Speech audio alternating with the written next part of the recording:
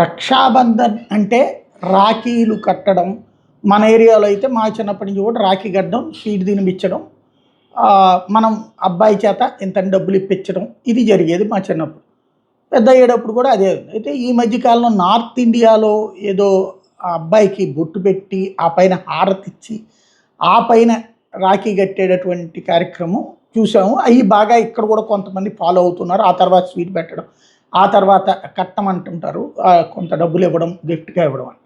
అయితే ఆ సెంటిమెంట్లకు కాస్త ఎక్కువ ఉన్న ఉత్తరప్రదేశ్లో ములాయం సింగ్ గారి అబ్బాయి మాజీ ముఖ్యమంత్రి అఖిలేష్ యాదవ్ చివరికి దీన్ని ఒక అన్నదానం టైపులో డబ్బుల దానం కార్యక్రమం చేశారు. ఒక్కల చేత రాఖీ కట్టించుకోకుండా రాఖీ కట్టడానికి వచ్చినటువంటి మహిళలందరికీ తలా ఒక కవర్లో ఒక 500 రూపాయల క్యాష్ పెట్టి ఇచ్చేస్తా గడిపేసుకొచ్చారు.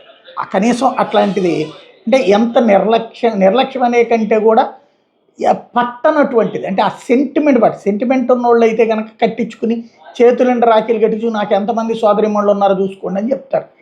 అట్లాంటిది అదిగో కట్టడానికి వచ్చిన వాళ్ళందరికీ తలా ఓకే తన పార్టీకి సంబంధించిన సాహిత్యము ఒక 500 రూపాయలు కవర్లో పెట్టి ఇవ్వడం, ఇది ఆయన చేసుకొచ్చినటువంటిది.